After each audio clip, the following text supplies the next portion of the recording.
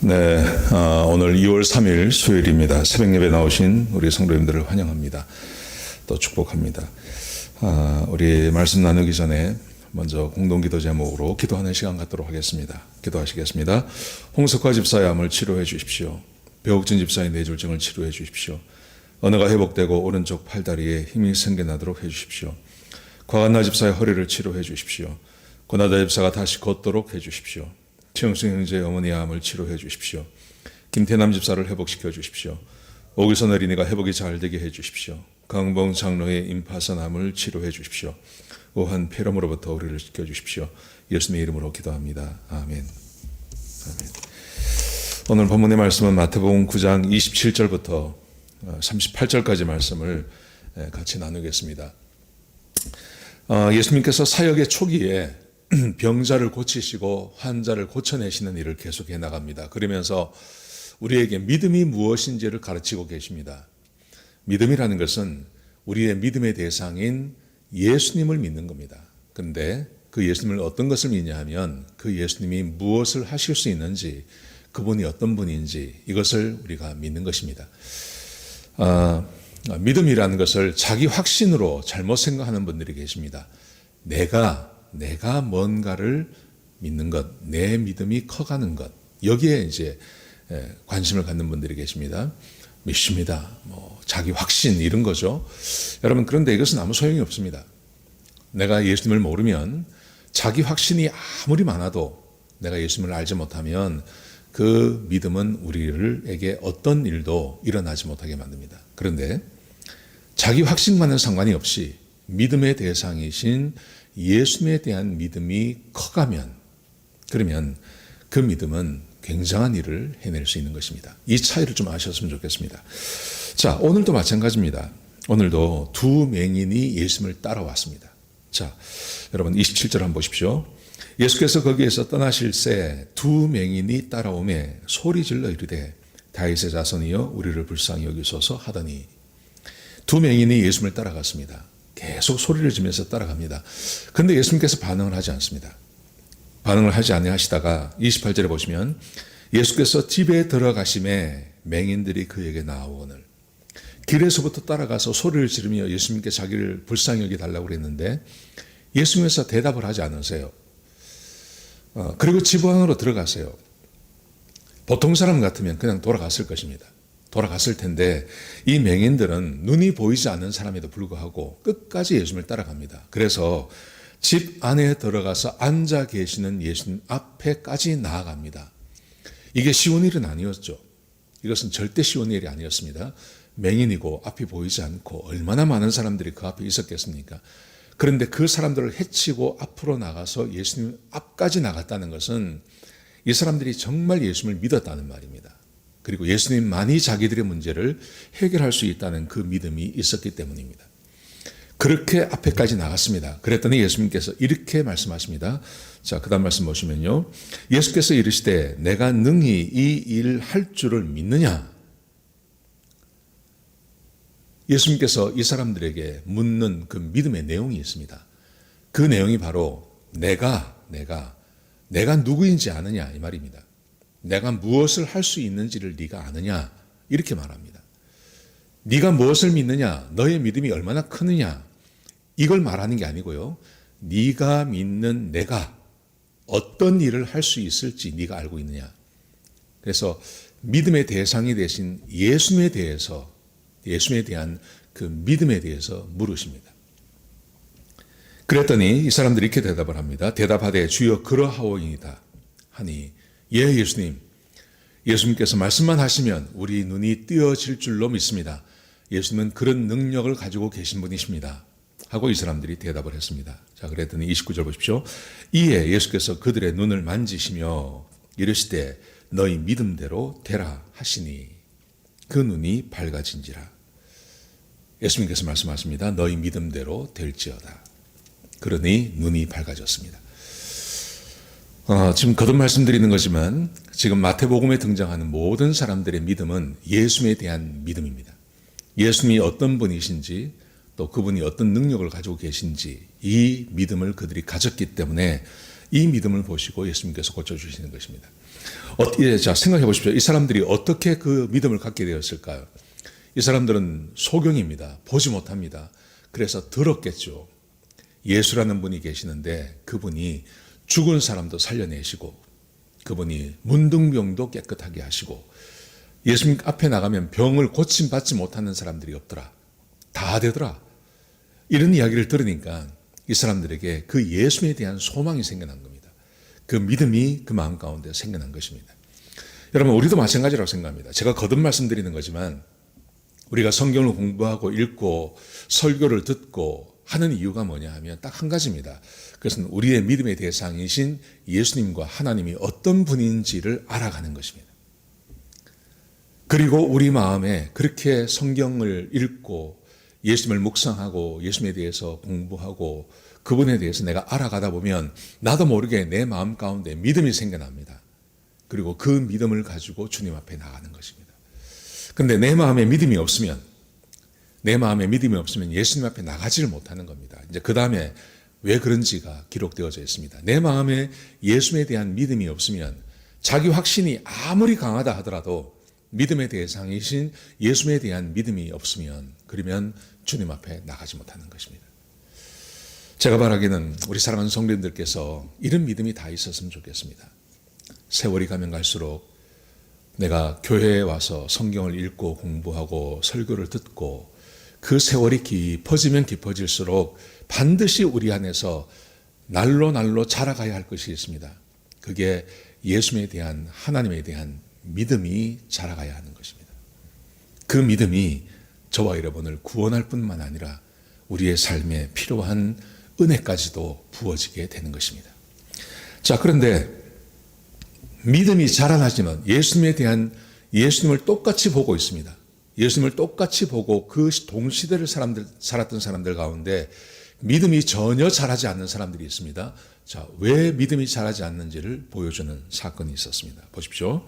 32절에 보시면 이렇게 기록되어 있습니다. 그들이 나갈 때 귀신 들려 말 못하는 사람을 예수께 데려오니.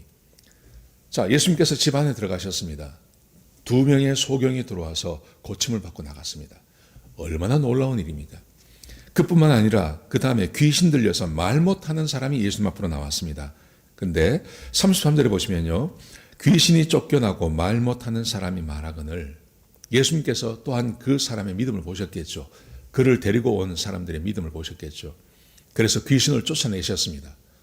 귀신을 쫓아내시고 말을 하게 된 것입니다. 얼마나 놀라운 일입니까? 자, 그러자 무리가 놀랍게 여겨 이르되 이스라엘 가운데 이런 일을 본 적이 없다 하되 많은 사람들이 구경꾼들이 와서 그걸 보고 있었습니다.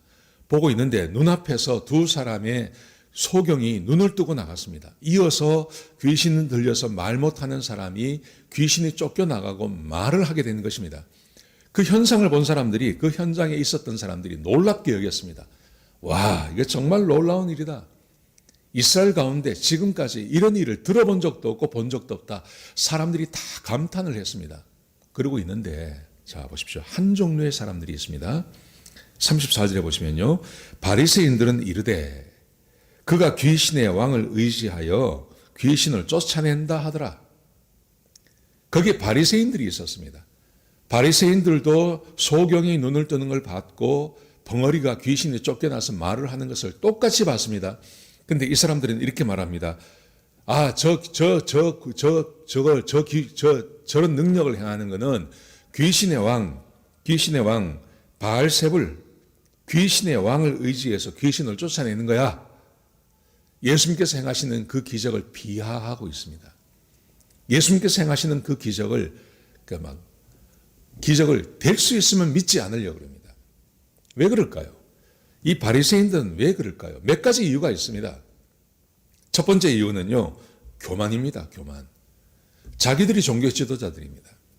근데 자기들이 종교 지도자인데 자기들은 이런 능력을 행하지 못합니다. 근데 예수님께서 등장하셔서 사람들에게 인기를 끌고 그리고 능력을 막 행하십니다. 자기들에게 없는 능력을 예수님께서 행하십니다. 그리고 사람들의 집중이 자기들이 아닌 예수님께 가게 되는 겁니다. 이것을 질투하는 것입니다. 교만입니다. 교만. 교만한 사람들은 예수님에 대한 믿음을 갖지 못합니다. 이 세상에 교만한 사람들이 얼마나 많습니까? 자기 확신이 있고 지식이 있는 사람들요. 자신의 지식을 더 믿는 사람들이 있지 않습니까? 자기가 믿는 세상의 이치, 자기가 믿는 이 세상이 어떠하다고 하는 자기 확신이 있는 분들이 계십니다. 근데 예수님께서는 그 확신과 지식을 뛰어넘어서 새로운 것을 우리에게 이야기해 줍니다. 그것을 받아들이지 못하는 거죠. 이 교만 때문에 그렇습니다. 이 교만 때문에 예수님께서 행하시는 그 기적을 기적으로 받아들이지 못합니다. 그래서 자꾸 믿어내는 겁니다. 다른 이유를 대는 겁니다. 하나님의 아들이라고 믿지 않는 겁니다. 교만이 사람들의 믿음을 망쳐버립니다. 우리도 그렇습니다. 우리도 성경을 읽고 성경에 나오는 예수님께서 어떤 기적을 행하셨고 그분이 어떤 일을 하셨고 우리가 그것을 읽으면서 내 안에 선지식이 있고 내가 가지고 있는 경험이 있고 내가 가지고 있는 세상에 대한 이치가 있습니다. 그것으로 성경을 재단하기 시작합니다. 그래서 이것은 믿지 못하겠고 이것은 내가 받아들이지 못하겠고 이런 일은 있을 수 없고 그러면 예수님에 대해서 받아들이고 믿을 수 있는 것이 아무것도 없습니다. 이 교만이 예수님에 대한 지식을 빼앗아가고 잘하지 못하게 하고 그래서 결국은 예수님에 대한 믿음을 갖지 못하게 하는 것입니다.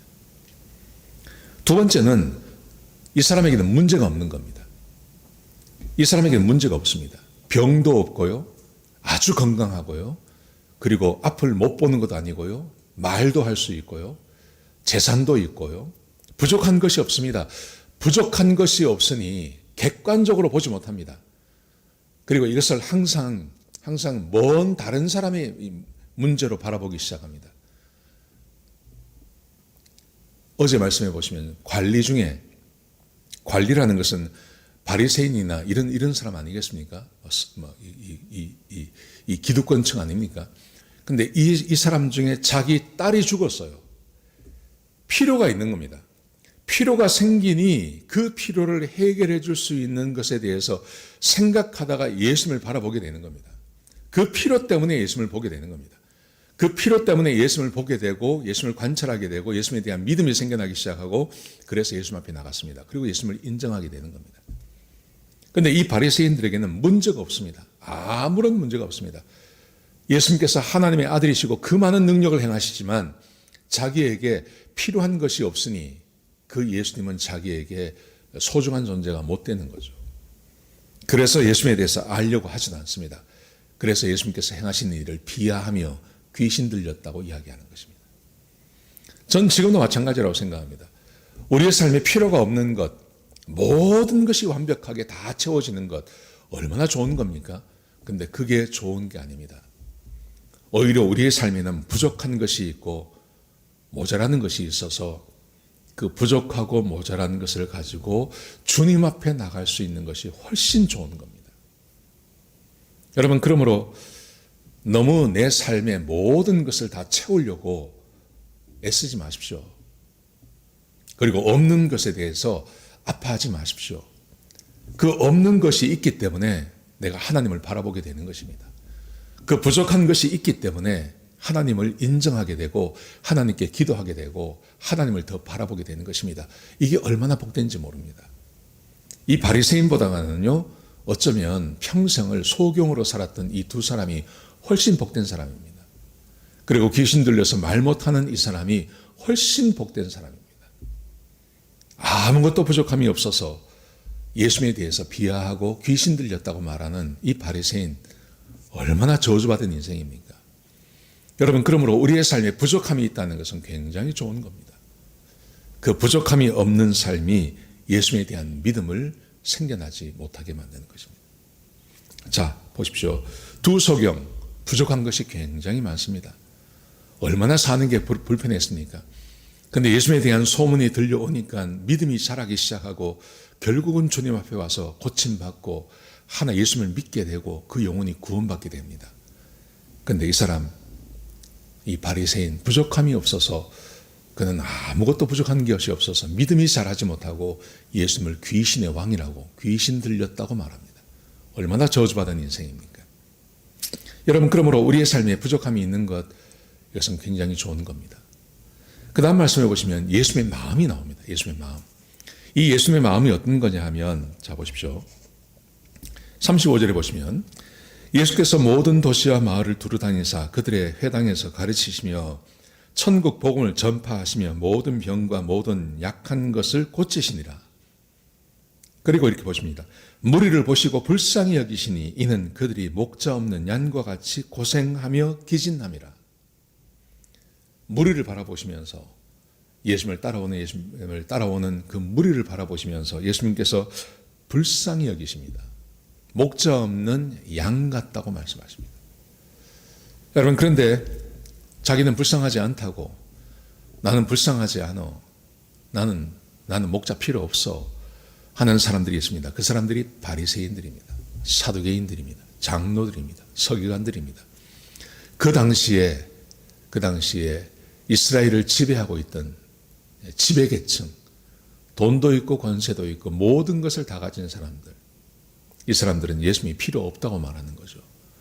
그런데 일반 대중들은요, 부족한 것이 참 많습니다. 먹을 것도 없고 가난하고 병이 들었지만 그 병을 고칠 수 있는 방법도 없고, 그래서 예수님께 나오는 것입니다. 예수님께서는 세상을 바라보시면서 아마 지금도 마찬가지일 것입니다. 세상 사람들을 불쌍하다고 바라보십니다. 모든 사람이 하나님 보시기에 다 불쌍한 사람들입니다. 그런데 스스로 나는 부족한 것이 없어, 나는 모든 것이 다 있어, 그래서 예수님 같은 거 필요 없어 라고 말하는 사람이 있는가 하면, 자기의 부족한 것 때문에 가슴 아파하고 눈물 흘리고, 그래서 길은 오직 예수님만이 내 길이 되십니다 하고 주님을 찾아 나오는 사람, 그 사람은 진짜 불쌍한 사람이 아니라 그 사람이 복받은 사람이죠. 여러분, 예수님께서는 세상 모든 사람을 바라보시면서 이런 마음을 갖고 계십니다. 불쌍하다고 말씀하십니다. 목자 없는 양 같다고 말씀하십니다. 저와 여러분에게 뭔가 부족함이 있어서 우리의 필요를 채워주기를 원하시고 우리를 구원하기를 원하시는 그 주님 바라보시면서 나가셔서 도와달라고 하나님께 기도하는 것, 이게 얼마나 복된지 모릅니다. 그렇게 하나님을 알아가고 그렇게 예수님을 경험할 수 있는 것입니다. 지금 여러분의 삶에 무엇이 부족하십니까? 또 힘들고 어렵게 하는 게 무엇입니까? 그러면 그걸 가지고 주님 앞에 나가십시오. 그리고 주님께 기도하고 간구하십시오. 그래서 하나님의 은혜를 경험하십시오. 그러면 하나님께서 우리의 삶에 필요를 채워주시고, 이 두 명의 이 소경이 예수님께서 계신 그 집 안까지 찾아가서 도움을 요청하신 것처럼 그렇게 간절한 마음으로 주님을 찾으시는 저와 여러분 되시기를 주의 이름으로 축복합니다. 기도하시겠습니다. 아버지 하나님, 우리 인생에 부족한 것이 있을 때마다 하나님 앞에 나가서 도움을 요청하고 주께 체험받는 주의 백성들이 되게 하여 주옵소서. 나는 부족한 것이 없다고 말하는 그런 교만한 자들이 되지 않게 하시고, 하나님 필요 없다고 말하는 자들이 되지 않게 하여 주옵소서. 그렇게 살아가는 사람들을 부러워하지 않게 하여 주옵소서. 오히려 내게 부족한 것이 있고 염려가 있고 걱정이 있어서 하나님을 찾아가고 예수님을 찾아가고 주님을 찾는 자가 되는 그런 복을 누리게 역사하여 주옵소서. 주님, 오른 하루도 복된 하루가 될 수 있게 주님께서 축복하여 주옵소서. 주님 감사합니다. 예수님의 귀하신 이름으로 간절히 기도드렸습니다. 아멘.